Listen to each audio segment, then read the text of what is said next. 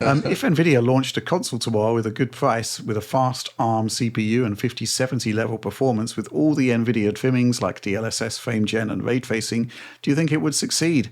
I'm wondering whether it's realistic these days to have two cutting-edge home consoles competing in the market, even if it was the reasonable best of breed from a technical perspective.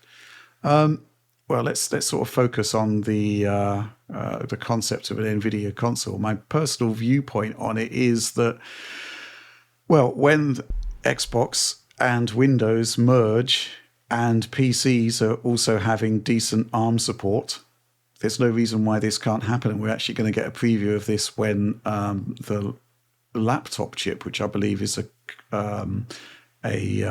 collaboration with MediaTek, arrives. Oliver, thoughts? I think it would be interesting, but like you said, I think it would have to be something that gloms onto an existing kind of console-like interface for PC effort. Maybe it could be a SteamOS device, possibly it could be a Windows device, obviously when that platform matures in the next year or two, potentially there. But I think there are some questions about would Windows operate in a performant manner, or just x86 apps in general operate in a performant manner on an ARM chip and with good enough compatibility, especially in a home console environment where expectations might be higher relative to like a laptop, where you might be playing games occasionally. Yeah. This is a home console. The expectations are very high for performance, I would have to say here. But I don't think it would be very wise, and I don't think that Nvidia would pursue this option at all, but I don't think they'd pursue a discrete platform. I think that market is pretty much settled at this point, and I do think, in infamous fashion, you kind of do need to have enduring success going back past several generations now to actually have a firm stake in the console market and to be able to stake out a console that could actually achieve some success there. Yeah, I mean, the concept of building up a new platform from scratch isn't viable, which is why I'm talking about the Xbox on Windows situation, because I think that's probably the best platform for Nvidia to succeed. But it does rely on having a good ARM translation layer that's going to be required, because obviously Nvidia can't do x86. Anything to add to that, John? I think I agree with you, Oliver.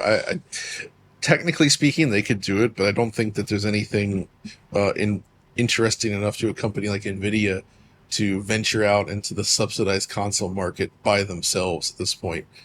I think at most they're happy to be a partner for a company like Nintendo, but like clearly this is not where their fortunes lie. And I think it would be really, really, really difficult to break into this market now without some sort of brand cachet or something. I think Microsoft is starting to fall out of it, obviously, as we've been discussing. Is there anyone else out there that you think could actually succeed in this space?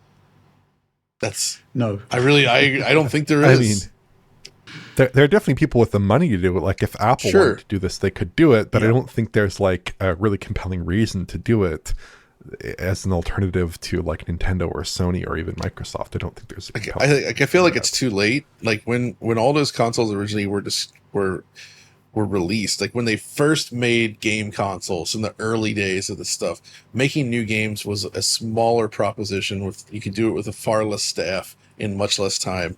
It was easier to get a foothold pretty quickly and just like get stuff made, where I feel like the spin up time necessary to actually have a first party lineup that can compete would be so long and so expensive. And that's the main thing that would get people to want to come to your platform in the first place. It seems impossible to me. Mm-hmm. I do wonder whether we will reach the point at some point in the future where games will launch with x86 and ARM executables. That's quite interesting. Yeah. On PC? I mean, I absolutely see that happening because... I mean, obviously, we're seeing a big push for ARM and Windows space in a way that I don't think has really... Like, we've seen ARM on Windows before, but it never really had any sort of chance of success at the time. But I feel like with the new Surface stuff and other companies making, like, mobile computing that now favors ARM in an effort to sort of get battery life up and make these things more efficient, plus just the efficiencies made to ARM, I don't know, it's becoming viable as a gaming platform. We know it is, so it would make sense to cater to some of the markets as well. That's indeed what happens on Macs at the moment. You can either download an ARM Apple Silicon binary or Right. an x86 binary for a lot of popular applications, right? For most True. applications that are out there. But in a lot of cases, you wouldn't really notice the difference because Rosetta 2 is so efficient at translating x86 It code. is, yeah. that it doesn't really matter at some point. So it's fine either way. Yeah, obviously we do have that MediaTek collaboration coming, which I'm really looking forward to seeing. It gives us some idea of what's going on there. And also, of course, we have Switch 2, which, NVIDIA SoC there, which It's ARM. is punching well above its weight, I'd say, bearing in mind the 8 nanometer process there.